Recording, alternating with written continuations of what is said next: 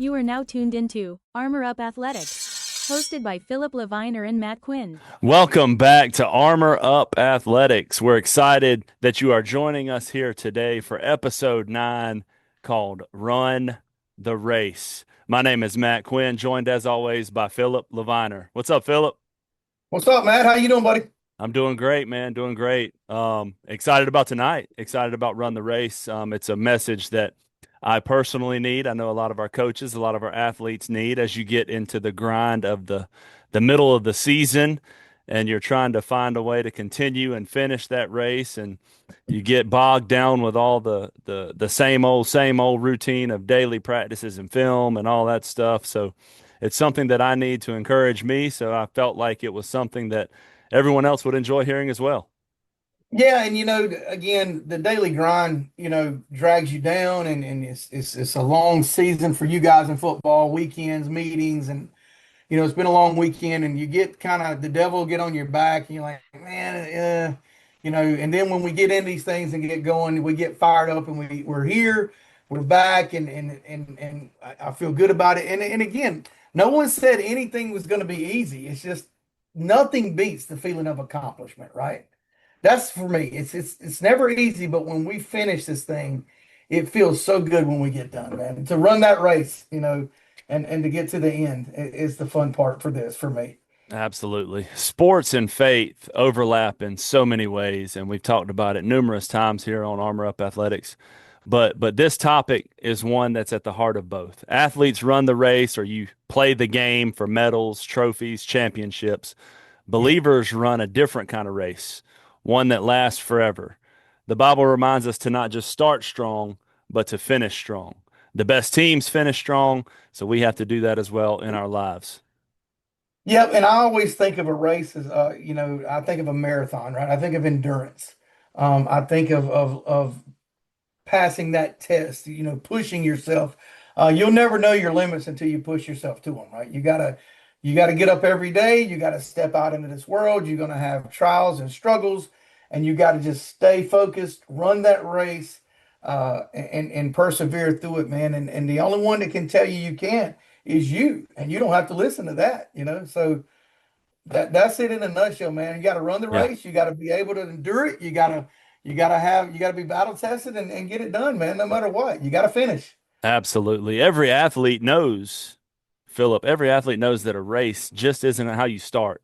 It's about how you finish. Just like in a race, you may trip, you may fall, you may stumble, you may do some things that weren't necessary in that race, right? Just like in life, we may trip, we may stumble, we may do some things that were unnecessary, but it's about how we finish and about how we continue to run that race. Some runners jump out of the gate fast and they fade before the finish line. Others pace themselves, they conserve their energy, and then they push hard at the end. The best competitors train, prepare, and endure so that they can cross the finish line with nothing left in the tank. And that's how I want to live my life. I want to push through all the adversity, push through all the negatives, push through all the naysayers, and prepare and endure through all those things and cross the finish line and meet my Heavenly Father with nothing left in the tank, saying, Lord, I did it all for you. I look at there's a thing that was put out a while ago by New Balance. It's called marathoning, the triumph of desire over reason. Right? That's what we want to do. We want to have that desire to run that race for God. We want to have that desire to finish that race for God, to go out there and run that race for God. And one day we're not going to be able to do this, but today's not that day, right? Today is not that day. We're going to run that race. We're going to do it for God. We're going to keep, running this race and till our legs don't work, till our bodies don't work, till our minds don't work. That's my plan is to run it, and you can run it at your own pace. That's the good thing about a race. Those marathons, you know, don't be the hare, be the turtle, baby. It's so crazy that God's working right now on this podcast. It's your quote from New Balance, and I had a quote right here. It said, "Life is not a sprint; it's a marathon. Faith isn't about one big moment; it's about a lifetime of walking and running with Jesus." It's That's it. crazy how those two things come together right there at the very beginning of this episode. Man, that's when moments like that happen, Philip, that's when I get re-energized and I get fired up and I'm like, No, all right, man. It just I got chills right now and I love it and I'm so excited to share the scripture now for Run the Race. I'm telling you, man, it's always like that because again, it was a long, short weekend because we had the golf tournament, and then I had to, I spoke at church, and I didn't really get any kind of downtime, and then the day I had to work, and I came straight in. My son wanted to go hunting, so it's like, man, the devil gets on you. He's like, call Matt and tell him to push this to tomorrow, and then we get on here, and it's just like, get off me, devil. We're fixing Yeah, to do this. we got this, dog. God's got our back, right? We talked about that one already. Yep. Man, I'm glad that you mentioned the golf tournament. I don't want to pass without thanking everyone for playing in the tournament, sponsoring the tournament. We had a great time. There was some great golf played. There was some bad golf played by yours truly. I did not play up to my standards. I took a whole football season off, and that was the first time I've played since the summer. I can make 1,000 excuses, trust me, of why that Look, ball was hit into the water. I can tell you why. But I kept running the race, Philip. I finished strong. By the end of it, I was playing decent golf. and then to say how um, overwhelmed I was by the end of the day at the tournament. The weather held off. It was a beautiful day. People seemed to really enjoy it, really come out and supported us. And I did my standard. I played good for about 11 or 12 holes, and then I fell apart, which is usually how it goes. And it even doubles down at Chesterfield with that back nine. It's a grueling pace back there, but the course was great. The staff there at Green River was accommodating as usual. Just can't thank everybody enough, man. It was a good day. I don't know. It's just one of those things too. Leading up to it, it always gets kind of hectic and Yeah. crazy, and people dropping out and people going to get in. Are we going to have enough? Are we going to do? And it just fell together, and it was a great day, and fun day of golf. I enjoyed playing with you and Steve. Got to meet him and had some good conversation, and just a wonderful day, man. Yeah, for sure. Great day out there, man, regardless of how bad I played. I did love the fact that at the beginning we got to share a little bit about who we are and some, a lot of those people knew about the podcast and about some things going on, but I was excited to share about Mulligan Ministry and I kind of don't want to say was a preacher there for 2 or 3 minutes, but I got to give my testimony there for 2 or 3 minutes about what Mulligan Ministry is about and Like it. why it's there, and I loved it. I hope that it touched somebody there. Your father did an amazing job blessing us before the tournament with a prayer. That was awesome. Yeah, he brings the heat when he prays. Now, Dad and Mom obviously have been in church their whole life, raised me in church, and I can tell you his prayers are powerful. Every holiday, well, growing up it was every night. That's what I got to hear, and it still rings in my head, even though I drifted for a while. Yeah. And there was a song called "Hello Mama" years ago, and Dad used to sing it in church, and it's got a line in there. It says, "All those prayers you prayed for me are over now because they're answered." Right? And I know my mom and dad prayed a lot for me over the years, and I could always hear my dad's prayers in my ear. So when he prayed Saturday, and you said that after the prayer, it just made me think, like, man, Matt just appreciated that so much, and I've heard it my whole life, and I never really appreciated it like I should. So I appreciate you recognizing that. That was Yeah. awesome, and I'll tell I him about look that since then. I looked at you. I was standing right beside you and Steve. I looked at you. I said, "Wow, I'm ready to play some golf now." Like, that was amazing. Like it was like Southern Baptist, like soul in the prayer. Man, I loved it. Old school, Amazing, old old school. school, old school. You know, and you reminded me of the Morgan Wallen song. All those prayers you thought you wasted on me must Yep. have finally made their way on through. I love Kind of that the same. song. I wonder Yeah, if Morgan Wallen had heard the song "Hello Mama" because I think he's got some Christian background yeah, too. I wonder if he yeah. kind of I took think he it. might. That's an old hymnal, man. It's such a good song. I wish I can't find it anywhere. Obviously it's not on iTunes or anything like that. It was just an old hymnal from you. I mean, I remember my dad singing that when I was probably 5 or 6 years old. So I think it's a you and Sammy great need to song, go man. record a version of it. That's what y'all Yeah, need to we may do. need to bring. I'm sure he knows it still. On the old Gibson Hummingbird, I'm sure he can still pick it out. Man, let's run the race, Philip. Let's run the race. Let's jump into our Let's do it, scripture. man. I have a couple of verses. Philip, you got two tonight as well? I do. You want me to start tonight? Yeah, go ahead. Start it up. All right. So Matthew 24:13. But the one who endures to the end will be saved. So obviously, I talked about endurance in a race, right? That's when I think of a marathon in a race, I think of endurance. You got to be able to last the whole entire race. You got to conserve some energy here, make some moves there, know when to put the hammer down, and you got to be able to last. You got to be. We talked about this in one of our other episodes.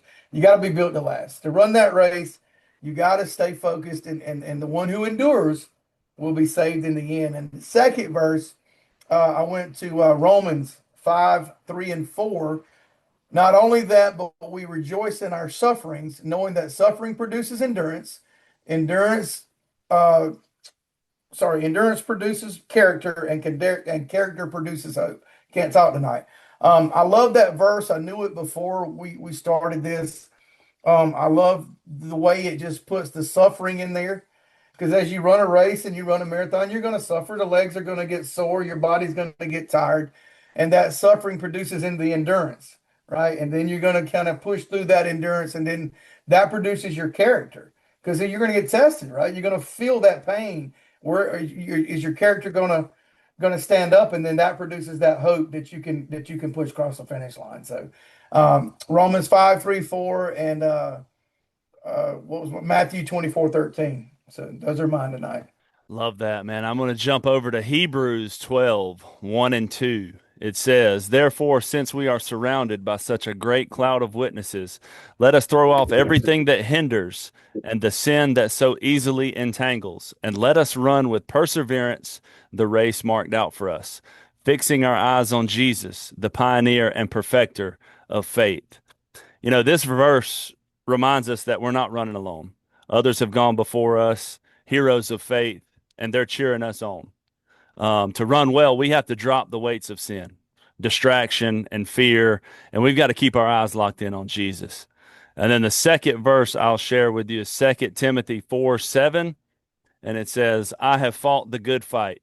I have finished the race. I have kept the faith. And this was Paul's victory speech at the end of his life, not because he was perfect, but because he stayed faithful. That's the goal for all of us, to be able to say at the finish line, when I meet my maker, I kept the faith. That's my two verses tonight, Philip. 2 Timothy 4:7 and Hebrews 12:1 and 2. Yeah, and we talk about running the race, and with every race and every endurance comes pain. I think about pain, and you can think about pain in a lot of different ways, right? I mean, I kind of use pain and as a motivator, right? You want to. Ray Lewis says pain is only temporary, no matter how long it lasts. And I love that line, uh, because when you're going to run these races, you're going to go through pain, and I think pain can be used as a fuel. You look back over my life, and when I was speaking Sunday, there's a lot of pain in my story. There's a lot of pain in this marathon that I've been running. Um, and I don't think you need to forget it. I think people try to forget pain. I think people try to put certain things behind them. I don't think you need to forget it. I think you need to chase it every time you go out the door. I think you need to remember what got you there and what's going to get you through. That pain is going to turn to that character. That character is going to turn to hope. God is going to be with you. He's going to help you through it. And then, you push on to the end. But you can't have championships. You can't cross that finish line. You can't run that marathon. You can't do life without pain and endurance. And that's what we talk about running the race, man. It's going to hurt at times. It's going to be hard. It's going to be difficult. If it wouldn't, then would it even be fun? Right? It's like playing golf. Anybody can play out of the fairway, right? Give me the full event. I want to get in the woods. I want to, it's difficult. I mean, there's nothing about running a marathon, playing golf, coaching athletics, and living for God that's easy. Right. You got to be built for it, and you got to run that race. Again, God working, Philip, because I had some notes here, on life application, and the first one was endurance. As you said it right there, I was like, man, this is it. So endurance, I'm man, telling you. when you're running the race of faith, it takes endurance, right? You talked about that a little bit. You can't quit when life gets tough. It takes discipline, man. The athletes who train daily, they are the most disciplined. They train daily. They get up, they work out, they eat right, they do everything right. They study, all that stuff. We train spiritually through prayer, scripture, and obedience. Uh, Running a race takes focus. It takes focus. If you look around too much, you lose speed. I love this one because if you looking around too much, you lose speed. If I'm looking at what's he doing, what's she doing, why is he Right. doing that at school? Why is he doing that at my job? Why is Phillip doing this? Why is Matt doing that? I ain't worried about all that other stuff. I got those blinders on, right? Like in a horse race, I got blinders on. I'm worried about one goal, and that's my faith and my focus there. If you look back, you stumble. If you look to your left or right and see, what's Jimmy doing? What's Johnny doing? You stumble and you're not focused on the ultimate prize, right? And then the last one is perseverance. Perseverance. Storms will come. That pain that you talked about there with that Ray Lewis quote, those storms are coming. That opposition will rise. But ultimately, Philip, the race is worth it. And remember, I think people, when you think about race, especially down here in the South, you think about NASCAR first, right? The race isn't about beating others. The race that we're discussing isn't about, it's about being faithful to the lane God has marked out for you. What is his plan for your life? Are you following those plans? Are you answering those callings that God is putting on your life? And I love that part there. As I was reading through this devotion and planning for this thing, the race isn't about beating others. I'm not worried about what others do. I'm not worried about what others think about me. I am worried about the goal, the championship, the ultimate championship, the best Super Bowl ring that I can ever get will be walking the streets of gold, seeing my grandma and my grandpa again. That's what I want to happen out of my race. Absolutely. And you know, another thing that I always think of when we talk about endurance, there's no magic for running far or climbing Mount Everest or that thing. Endurance is a mental strength. It's all about what you got right here. It's all about what's in your heart. Are you willing to put yourself out there, to put it all on the line, to give everything you got? And I talked to my son tonight. We were hunting and he shot and he missed the deer and he was upset on the way home. And I was like, well, son, we did everything right. We put the corn out, we went out there, we got the deer in there, we had a great hunt together. It was me and you in the stand. I enjoyed every bit of that, and we'll have more opportunities. But that's just a lesson in life that you don't always get the outcome you want, even though you did everything that you could have to be in a successful situation, right? We did Amen. everything right, and we didn't get the outcome we wanted. But that doesn't mean it's over. What's in your heart? Are you willing to get back out there and try it again? Look, I would put everything on the line when I played ball, right? I would give you, I wasn't the greatest athlete, I wasn't the fastest, but you were going to get 100% of what I had right here. You were going to get it. I was going to put it out there. And I'm the same way in the way I've lived my life. And, the one thing that I'm doing now is 100% for God, and I'm going to give him that. And I think if you don't always wake up and you give 100% for God, but maybe you have a bad day, that doesn't mean God abandoned you. That doesn't mean that you didn't win that day. You're still going to be able to air in your lungs and you're okay. You get to get up and do it again. You're not going to win every race you run. That's not the way it works. So running the race doesn't mean you're going to be the winner. It means you have the heart, the strength, the mental toughness, and the endurance to go out there and do it and give it the shot and let the cards fall where they may. Man, powerful, powerful stuff going here with Run the Race. I'm going to give this locker room challenge, Philip. There we Locker go. room challenge. There's three options. You can pick one of the three this week. Okay. Last week it was make a difference, right? And I was happy to be able to do that with you last week at the golf tournament. We made a Man, so difference. awesome. We got some money to that's going to go to some places that really need some help and some people that need some guidance financially with sports. So I think that's going to be an awesome difference that we can make. But this week for Run the Race Locker Room Challenge, option number one: pick one spiritual discipline, whether that be reading your Bible, prayer, journaling, or serving, and commit to doing it every day this week. Think of that as like your training routine. This is what I'm doing to get better for my race. So you can pick one of those things. Either Bible, prayer, journaling, or serving. Do that every day this week, and have that as your training routine. Okay. Option two: when life feels heavy, repeat Hebrews 12:1. Let us run with perseverance the race marked out for us. Let us run with perseverance the race marked out for us. This is an easy option. I say easy option. It's an option that you can do internally. It's you versus you. And then option number three, encourage a teammate, classmate, friend, coworker that looks tired in their race. They just have something going on. You just feel it. You can see it. They're tired in the race. Remind them, don't quit. Don't quit. You've got this. You're closer to the finish than you really think. Persevere, encourage them to continue grinding, right? So those are your three options: spiritual discipline, repeating Hebrews 12:1, or encouraging somebody else to continue running their race as hard as they can. Can you do all three? Absolutely. You're going to be an overachiever this week. Let's go. Well, definitely for me, and I've been already on this kick anyway, it's the spiritual discipline. Mhm. I got my wife bought me this great 5-minute devotional in the mornings that I try to read because you're trying to get out the door. It gives you a verse or two, it gives you a prayer, it kind of explains it real quick. It literally takes 5 minutes to read it. I've been trying to get more in my Bible uh, to find the strength and the courage and the verses to back it up because we talked about this before. When I was little, I could quote every chapter of every book of the Bible, right? And when I got right back into this, I had to go to the table of contents to find a book of the Bible, and I felt so bad about that. I'm like, how in the world did you forget that when you could quote every one of them when you were little? So I've been trying to get back into my Bible, find where these things are, and be able to get to them quicker. And so that's going to be me. I'm gonna do option one. I may drift into two and three too, but Yeah. spiritual discipline is kind of where I'm at this week.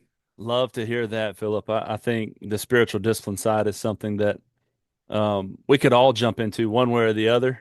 I do a devotion every day on the Bible app on the phone. I think the phones can be used for good at times, and Yeah, absolutely. um, there's a great devotion series there, and you can search different devotions. I've searched for football devotions. They had a week long football devotion that I did every night, and then jumping around to different topics that have piqued my interest at times. So I'm really excited to really anchor down into that. Right, not to use a Vandy term there because it wasn't good, but Not this week. no, it's okay. That'll take us right into our athletics. What do you think, Philip? Let's review and let's get busy for the next week. It was an interesting week Ah, in college and high school football, that's for sure. there's no doubt about that. I know you're ready to get to the college. We see your background, we see your helmets, we see your flags, we see your jersey, we see your hat. This may be my only week that I wear all this, That's Matt. So I'm probably gonna a good enjoy call. it. So, week six high school review, we had a few games that we called out. Carvers Bay and Latta. Carvers Bay is now 7-0. They may be the real deal in 1A. They won 33-0 over a really, really strong Latta team. Hartsville takes out Lower Richland 55-30. This we talked about this being the Hartsville turnaround season, and they're now 2-0 in region play. Sherrall Andrew Jackson. I hate to break your heart, Philip, and say it I out know. loud. Out I loud. know. Andrew Jackson wins 41-17. Andrew Jackson, like they were very good last year, but wow. I mean, are they the real deal? Are they legit this year? Can they push for that region championship there? It's something to keep an eye on. The last two high school games that we called out were our games of the week, and we kind of judge ourselves on how close we can get our games. We tied. Both of our games were 1 point football games that were absolutely insane matchups. I had Loris and Dillon as my game of the week. Loris beats Dillon 23-22. And then you had North Central and Chesterfield. Chesterfield takes a loss on homecoming. North Central pulls out the win 8-7. And I was told that Chesterfield did not give up a touchdown on defense. The lone North Central touchdown came from a kickoff return. So heartbreaker there in Golden Ram Yeah, country. that really was. I hated that for Coach Dixon on homecoming.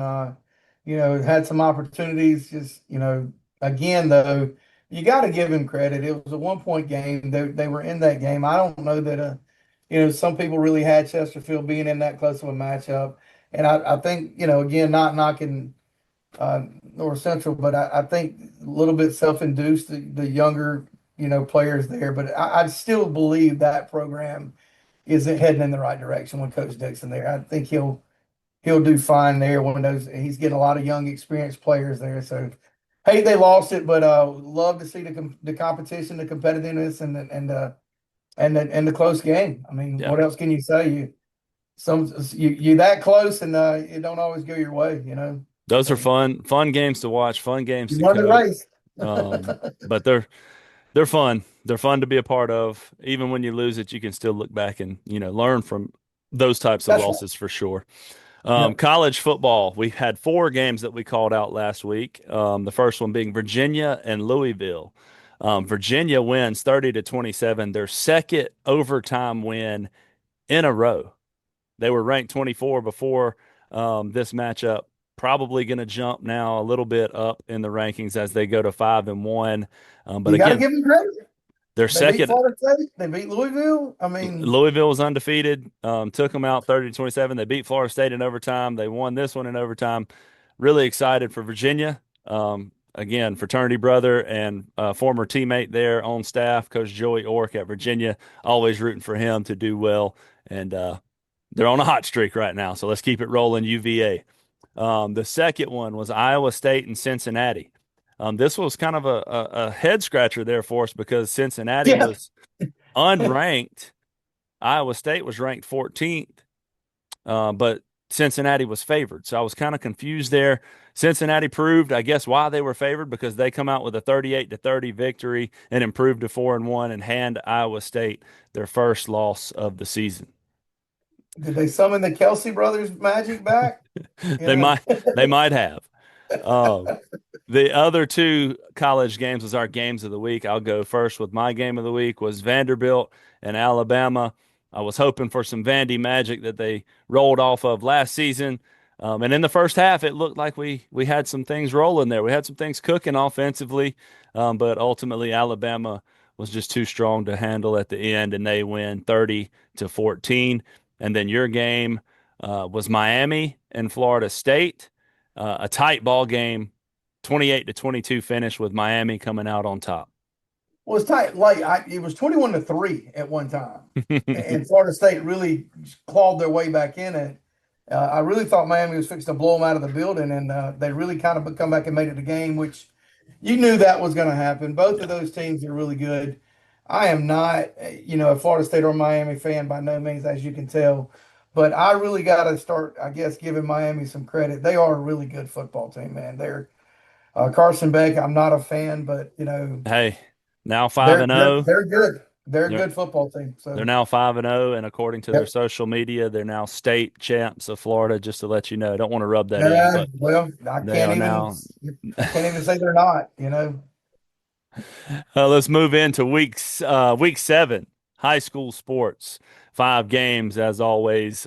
First matchup, Scotland and Terry Sanford, and I'll explain why this was on here. It's a huge region matchup. The past 2 years they played 3 times. Last year they played in the regular season and in the playoffs, and then they played the year before that. And like all three of those games have been a high scoring shootout matchup, and they've all been decided by like a combined 7 or 8 points, something crazy like that. So Scotland and Terry Sanford, a huge region matchup. We call it a conference in North Carolina, which I think is a better term for it, but I'll hold my thoughts on Yeah. that. Then we have West Florence and Blythewood. We have Gaffney and Burns. I can speak on Oh, that one. That one's a okay. huge matchup up there in the upstate. And then we have Dutch Fork and White Knoll, a region matchup. White Knoll um, is coached by a former Dutch Fork defensive coordinator. He's the head coach at White Knoll. A couple years ago, they beat Dutch Fork, and then they lost to Dutch Fork in the state championship.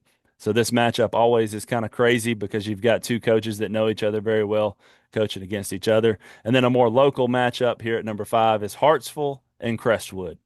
What you thinking there, Phillip? A lot of good matchups. I guess what's sticking out to me is can Hartsville maintain it? Right. I want to keep stick with the local matchup. I want to see if Hartsville can maintain the role that they're on. So I'm gonna do Hartsville Crestwood this week. That's where I'm at. Hartsville Crestwood. I like the pick. This is the one and only time I'm going to do this. I promise you this. I got to go with the Scotland Terry Sanford game.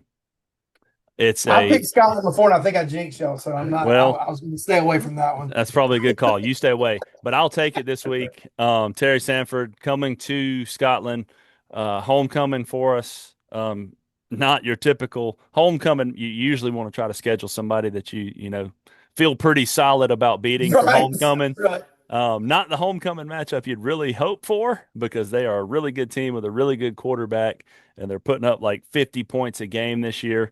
And Oh, then, last year, the Scotland Terry Sanford scores were something like 45-42.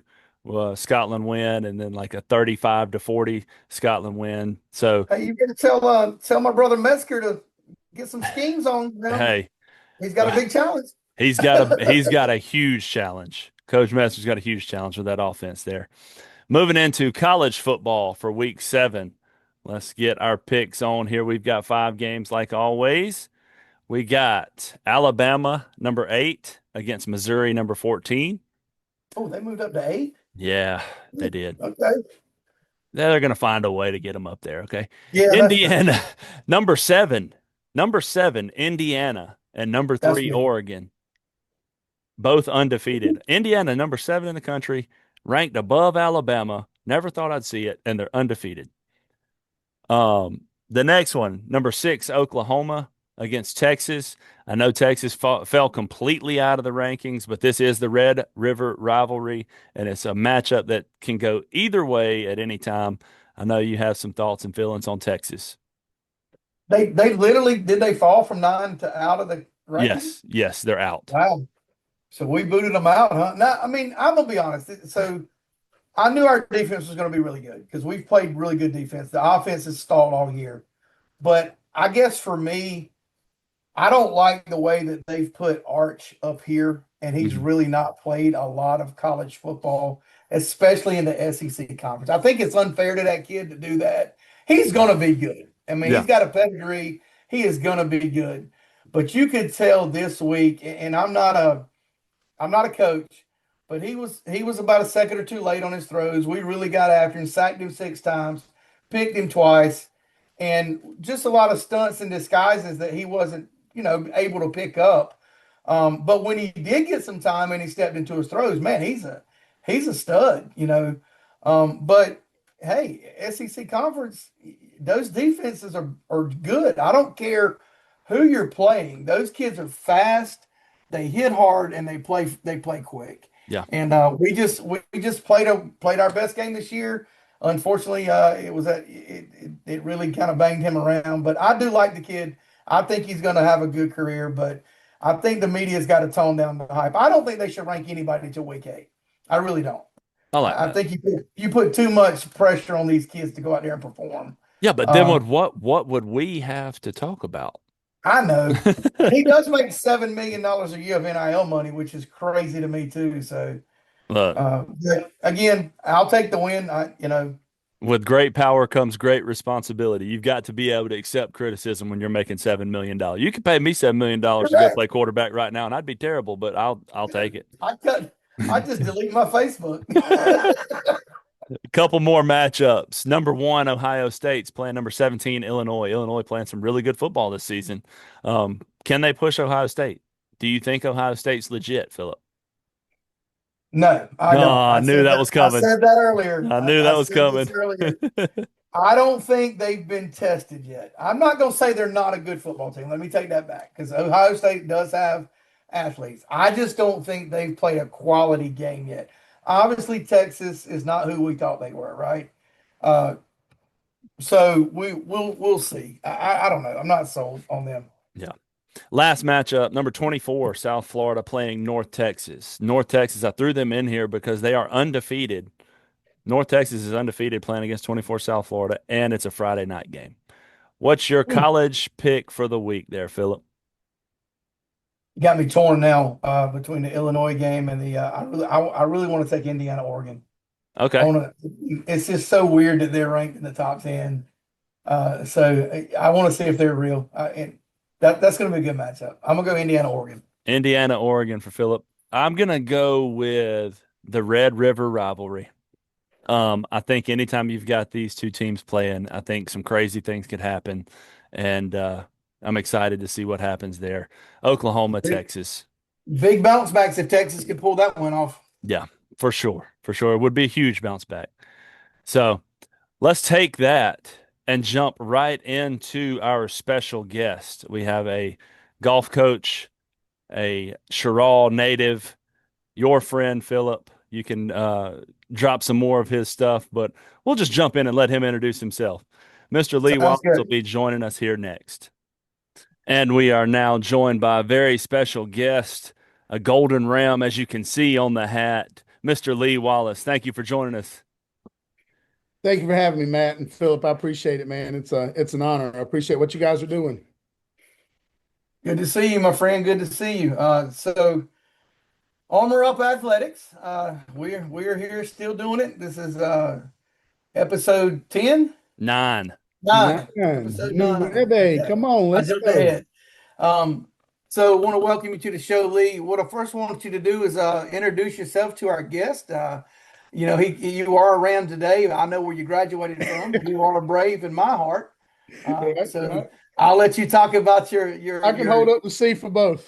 So if you don't mind telling the audience, our Armor heads, a little bit about yourself. Absolutely. Lee Wallace, born and raised in Sherrall, graduated Sherrall High School.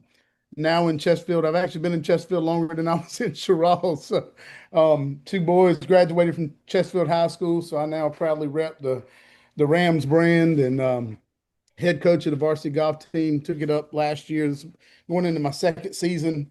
Love the sport, love what we do. Do not work at the school. I don't teach. Kind of unique in that aspect from coaching, right? A lot of coaches are affiliated, with teaching and inside the school district.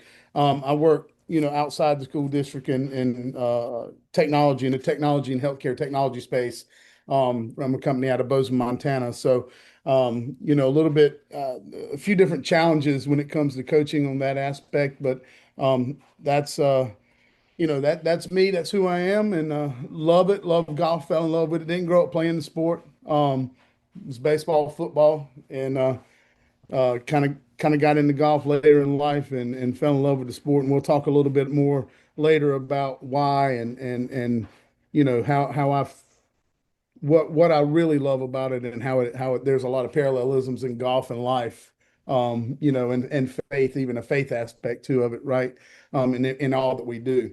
But anyway, I thank you guys both for having me. Honored to be here and be a part of it. I'm really proud to sit here and watch what you guys are doing. Known you, Phillip, you and I've known each other for years, man. Went to school together. Super proud of you. Proud of what God's doing in your life and how you're being a light to the world. You and Matt both have decided to be a light to the world and have some positivity and set the example for young men, which we need, man, and young men and women, right? So all the armor heads out there, man, just setting that example and doing your thing and being a positive influence. So again, thank you and honored to be here. We appreciate you, man. Yeah, we go way back like four flats on the Cadillac, That's right? it, baby. We worked together back in the day as paramedics, and I have to give a lot of credit to Lee, Matt. During that time when I was a medic, I was not in a good place in my life mentally. And Lee was a shoulder for me and a rock for me, an example for me for a long time, even though I didn't really make the turn then. But he instilled a lot of good values and a lot of good character for me to have a good role model to see how it was supposed to be done. So I do thank you for that. And I'm finally here. But we want to dive right in. This episode is called Run the Race, right? So we're going to talk about endurance and running the race. What I want to ask you to start with is obviously you're a spiritual leader in the church, you're a spiritual leader in the community, you coach varsity golf, and as always, Armor Up Athletics is a sport faith-based podcast. Yep. So how do you balance being in the public school system, obviously where things are today, with being able to guide those kids in a godly fashion? And how do you kind of go out there and present yourself to those kids and maybe put a little godly spin on it? Yeah, no, that's a great question. And you know it's a challenge, right? Because when you start dealing with the public school system itself, you know, there's a separation of church and state, and it's kind of hard. Religion, and speaking of religion, and some of the things that you and I kind of grew up with, it's different in today's world, in today's time, right? Um, but that doesn't stop us from instilling good values, right? And building young men. And that's more about what the program, the Rams golf program is about itself is, yeah, we want to win and we want to be good at what we do. And we want to rep the brand, and we want people to understand that, when they see that Rams golf team step on the course, we want them to know that we're coming to play, but more importantly, we're developing and building young men, right? And that's our number one rule is to have fun, right? And then when you look at mission, vision, purpose, and values, the things that we instill in our golfers, and what we want our program to be known for, culture eats strategy for lunch, right? And the culture that we want to build is we live on a premise of high rise. So it's honesty, integrity, respect, service, and excellence, right? And behind each one of those pillars is what we want to develop our young men into being, and what we talk about a lot during the actual season and even off season, right? We want these guys to be good citizens in society. We want them to have good grades, and honesty being that honesty and honor being first, right? In the program. And it's not just about golf, right? But, golf is a little bit different team sport than football, baseball. Phillip, you and I grew up playing a lot of baseball and softball together, right? And Matt, you're very familiar as well. Man, if I'm playing shortstop, I'm turning and firing that ball to second base, right? If we got a runner on first, I'm going to turn and fire that ball to second base. My job is not to sit there and think and look and see if Phillip's going to be there. Phillip's doing his job as a teammate. Lee's doing his job as a teammate, and Matt's going to catch the ball at first when Phillip turns and fires first, right? And that's just when you're in harmony and working together as a team in those team sports, that's how it works. Where golf is a little bit different, where it's a team of individuals, right? Which is much different than a team of teams, right? It's a team of individuals, and each individual score matters on the team. And then you got a collective score of 4, right? So you're playing for yourself, but you're also playing for something bigger than yourself. So it became a little harder to adapt and adjust the methodology and coaching, and the way you and I were coached growing up in golf in particular, different than baseball and football from that aspect. So we really focus in on the honor and the honesty part of it. First and foremost, having integrity. Because again, golf is a game of if I cause an infraction, I've got to call it on myself if nobody saw it, right? And Mm-hmm. and integrity is who we are when nobody's looking, not who we are when everybody's looking, right? And so if nobody's watching and that ball moved and I don't assess myself that penalty, then if I cheated, that's something that we don't tolerate, right? So that's if you take that same principle alone, and honesty, integrity, respect, service, and excellence in everything that we do, it doesn't just apply in how we play golf. It also applies in how we live our lives. It applies in faith-based. It's actually a faith-based type mentality, right? And a mindset. And that's really what the program is about. And what I care more about is developing young men, good, strong young men, being examples. I want to be an example for them, and the coaches that even help out. We want to be examples for those young men, so those young men can turn out to be good examples and good citizens in society. Yeah, and I've always said golf is to me one of the most mentally exhausting sports to play, because if you really go out there and you've played golf, if one bad shot, you can't quit. No. You gotta finish the Yeah. race, right? We talk about run the race. You got to find a way out of that hole, out of that from behind that tree. Nobody's coming to help you, right? How many times have you stepped on the first tee box and hit that first shot into It the wood? just launched it. And now you got 17 more holes, right? And you got to figure out, So how do I get to the yeah, finish man, and golf is and I've always heard too, and I've adapted this mentality in the long run since I don't play as well. You're playing the course and not necessarily the person that's with you. 'Cause Absolutely. the course is so challenging. Even if you played Green River 1,000 times, it's still going to be different every time you go, Look, right? So you golf still is, got to make a putt, man, and you're only as good as your next shot. And that's the yeah, thing. I got a friend that says, man, we should have golfers should have a memory of a goldfish, right? They yes, got the yes, shortest memory known, right, to animals, and you got to be able to have that short memory and that short term memory loss to be able to step up. And life's a lot like that too, man. I mean, how many times we've been told, when you fall down, get back up again, right, and start over. And I mean, and I think all three of us have lived that, and got testimony around it, right.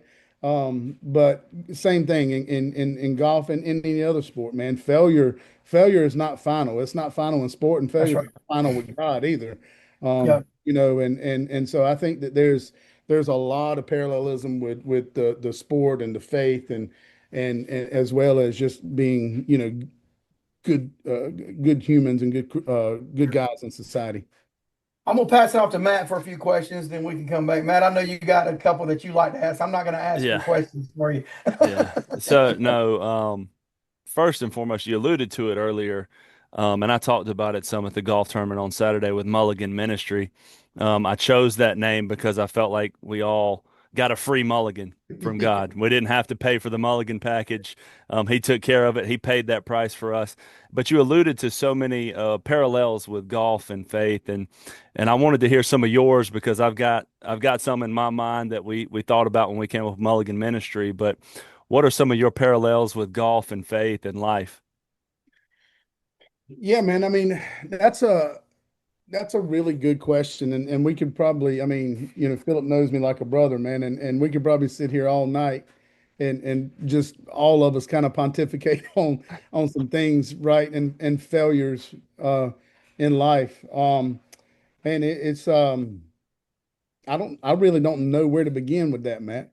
Um, I mean, I think so there's two things that there's two biggest regrets that I've had, and I've been given a second chance or given that mulligan in life. One of them is the fact that I got saved and I accepted Christ early in life as a young man at 9 years old. I remember the night, I remember the exact spot, I remember the feeling, right? I wasn't at church. We had been at church and been in revival, and um, I remember that calling in my life. And in doing so, when you're 9, 10 years old, you can understand that calling. And the Bible talks about the age of accountability, right? Of when you're able to understand that calling in your life, and God calls us according to John 6:44, and then you accept that calling, then it's your responsibility to grow beyond being a babe, right? So you start out on the milk, and then you gotta, if you're reading the word and you're studying and you're doing what you're supposed to, then you start eating meat and feeding yourself and all of those things that the Bible talks about. Well, the hardest thing for me, man, and I think all of you can equate to it, was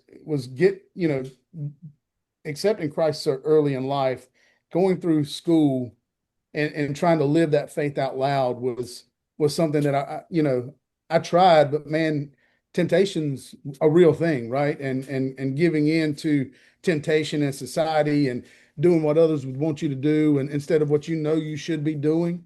So we make poor choices and poor decisions, and we learn from it, hopefully, and move past it, right? Hand up, hand up. Um, and and we don't have to call out what those are, because I mean, it could vary, right? I mean, one's no better or worse than the other, whether it's gluttony or or drinking or whatever, right? When you get out there, it can just you fall into the crowd of it's easier to say, yeah, let me go do that and hang out and be the cool guy. And man, I kind of fell into that in high school, and when I had opportunities to witness, when I had opportunities to testify, and I played church with the best of them, man. I was in church every Sunday. And every time the doors would open, I told people, and a good friend of mine told me a long time ago, man, I had a drug problem. My mama drugged me to church every time the doors were open, right?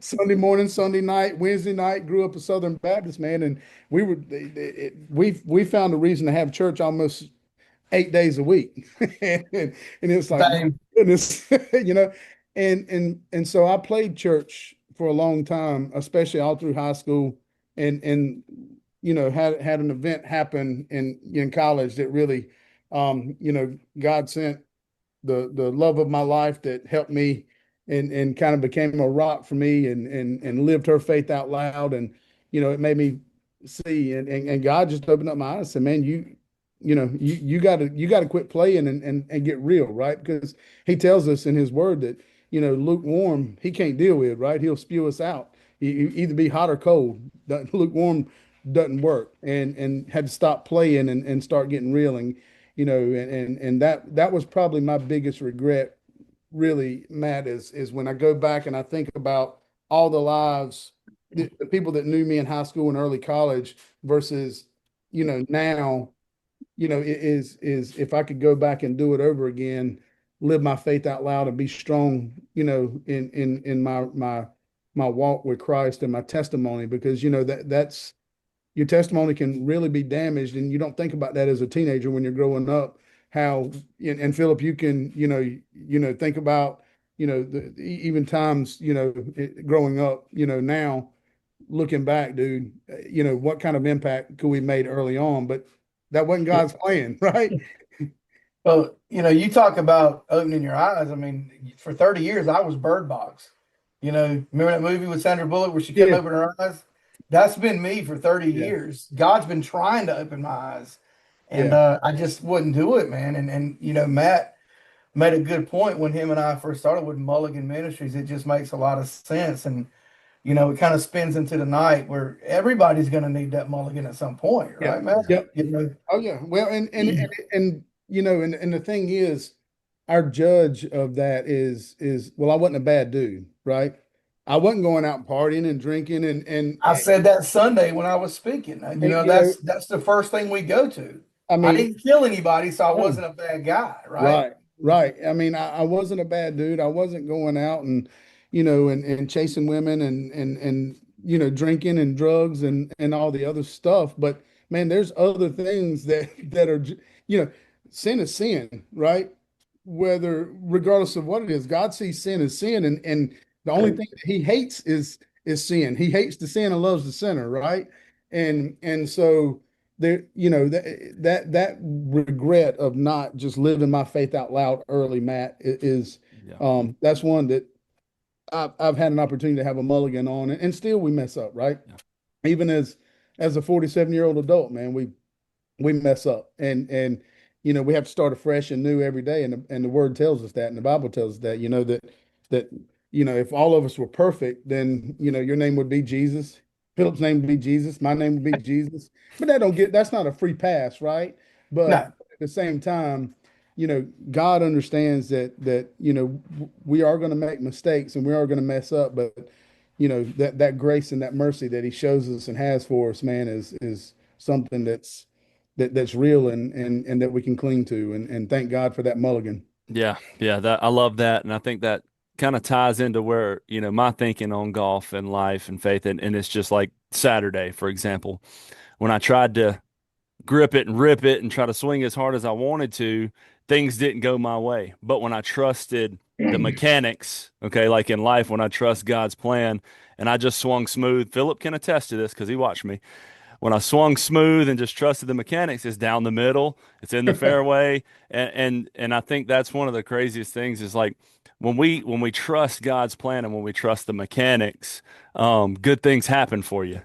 So you mean when we take us out of it and let God get in it, right? It's amazing how things just kind of fall into place, right? Same thing with the golf game. If you just take you out of it, take this out of it, and just trust and swing, and so many good things happen at that point. And that's kind of the hardest thing to teach, right? Because all of us grew up playing the physical sport, so it's man, if I swing harder, I'm gonna hit it harder and I'm gonna hit it farther. And I call it caveman golf, right? See ball, hit ball hard. But it don't, that might be true, but I'd rather be, is it good to be in the middle of the fairway and short grass and make it easy for yourself, or do you want to put yourself in that valley scenario where you hit it 275, 80 yards into the woods, I mean, This is the way I look at it. Tiger Woods had one of the fastest and hardest swings I've ever seen, and he still hit it in the rough. So, you know, if he can't get it out there, then I don't even need to give it a shot. yeah. But you make a good point there, man. And Matt, I know you got another one in the chamber Yeah. ready to fire away. Yeah, I was just curious if you had if you felt like sharing or wanted to share your life verse, a verse that, kind of touches you that you lean on every day. Yeah, man, there's I've got several. It depends on the moment, right? And I've shared a bunch of them with Phillip, but man, the one that kind of always and it's I wish I could say that it's probably not so well known, but I mean, man, if it's good, it's good, right? And if it works, Right. it works. And I don't know of a bad verse, but Philippians 4:13 is something that I kind of hold on to, man. I mean, I can do all things through Christ, which strengthens me. And man, that John 3:16, I mean, just some very well-known verses that get you through some hard times to let you know that again, failure is not final, whether it's in life or whether it's in sports, right? That all things are possible, and God's got a plan for all of us, right? Regardless of what that plan is and whether we know it or not, whether we understand it, there's a plan in place for us. The Bible says the steps of a good man's order to the Lord, right? And so He's got a plan for all of us, and in due time, in due season. And Philippians 4:13, that keeps me grounded. But also the other piece of that is in John 3:16 talks about His love, God's love for us, right? And it's an unconditional love. And when you look at the different types of love that's in the Bible, and it's not just a friendship type of love, or it's not just a marriage type of love. It's an unconditional, and that's hard for us to fathom, right? It's like there's nothing that you can do to separate that love that God has for us, right?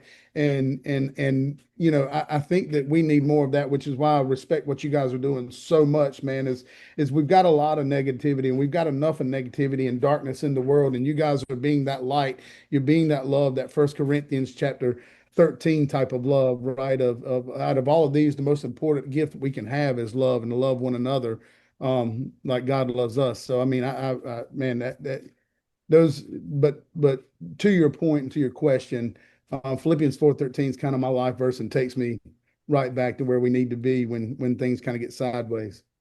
I love that. I love that. That's definitely one of the verses that I lean on. I think it's something that's positive and affirming. I do appreciate all the kind words you say about what we're doing. This is fairly recent for us to be able to step out on this type of platform and talk about our faith. And I'm proud and happy to say that I got my mulligan, and I'm happy. And thank you for joining us. I'll turn it back over to Phillip. Yeah, man. Thank you. Yeah. And well deserved, brother. Well deserved. And again, when we started this thing over breakfast at Magnolia on Main in Bennettsville, the mission was to touch one person and let God lead us to that person. And this is not a brag or a boast when we say this, but we've had well over 100,000 views Yeah, of this podcast since we started. That to me is mind blowing. dude, that's That unbelievable. many people has really looked at it. And one of my verses, lead, is Matthew 6:34. Therefore, not worry about tomorrow. It'll worry about itself. There's enough trouble today. That's kind of the Yeah, one I live by, right? I yeah, mean, where I've been. And speaking at church Sunday was something I never thought I could do too. And but we want to wrap up here shortly. I want to ask you, your expectations on the upcoming season, yep. and how do you think you're going to do? Look, man, I'm a firm believer. I'm a diehard Ram. Man, I got one senior, Rylan.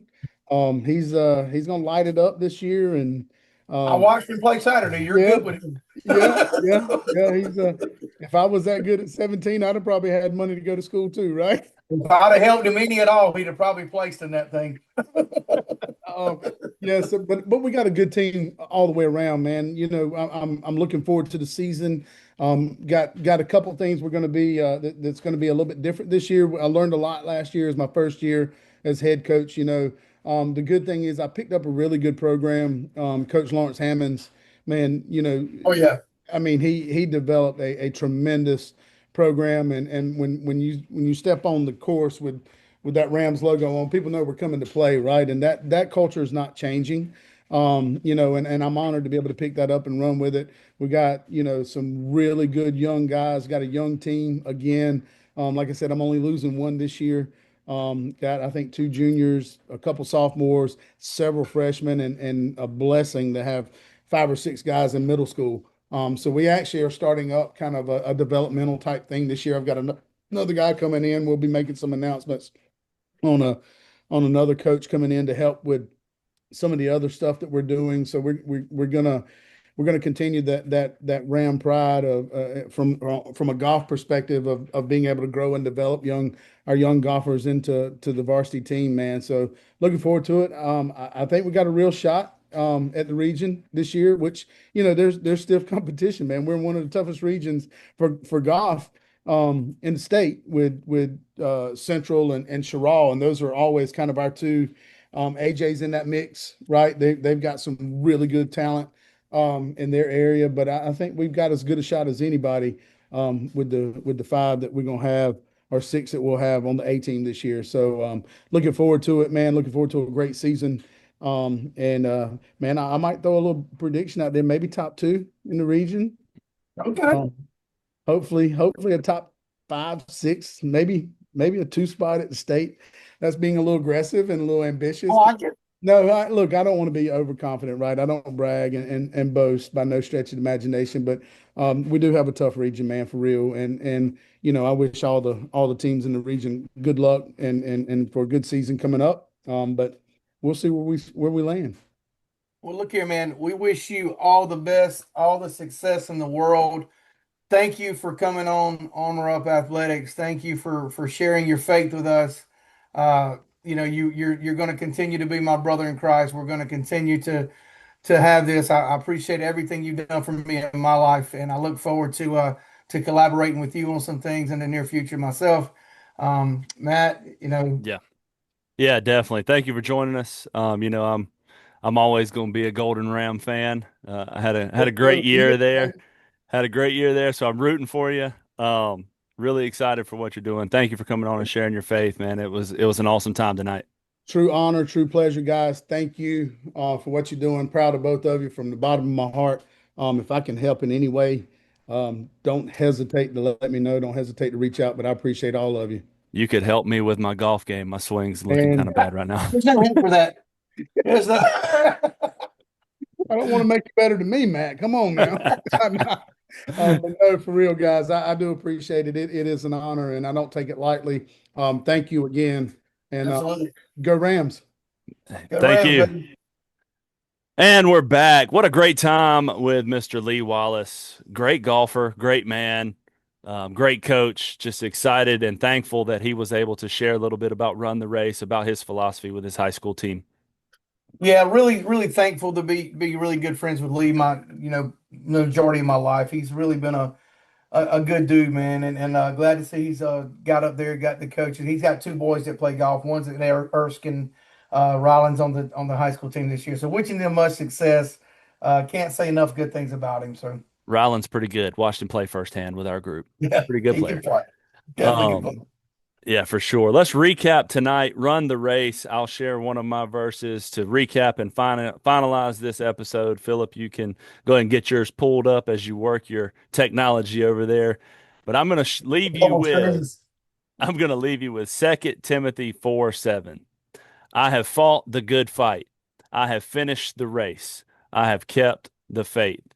Again, Paul's victory speech, not because he was perfect, but that's the goal for all of us, not to worry about everything else, to worry about whose race, worry about Phillip's race. We got people that are running races all over beside us. Don't worry about them. Run your race and focus on your prize. And then when you get to the finish line, you can be able to tell your maker, I have kept the faith. Yep, and mine's very clean, very simple. Matthew 24:13. But the one who endures to the end will be saved. So no Mm, matter what you're going through, no matter how hard it is, no matter what your legs are cramping, your body's aching, your heart's hurting, endure to the end. Endure it. absolutely. Get there, and then you will be saved. Run the race, Absolutely. guys. Run the Run race. the race. Let's close it out in prayer there, Philip. Dear Lord, we thank you for another great time together. Thank you for Mr. Wallace and his sharing and his faith. We ask that you help our armor heads run the race. Help us run the race. When times get tough, help us push through. Lord, we know that we can focus on you and help with our perseverance and our endurance as we run the race. Thank you for everything that you've done for us and everything you're going to do for us, Lord. In your name we pray. Amen. Amen, my brother. Amen. I'll leave you with one final quote, Philip. Tough times don't last. Tough people Tough do. people do. Go Gators. Go Jesus. Have a good night. Go Jesus.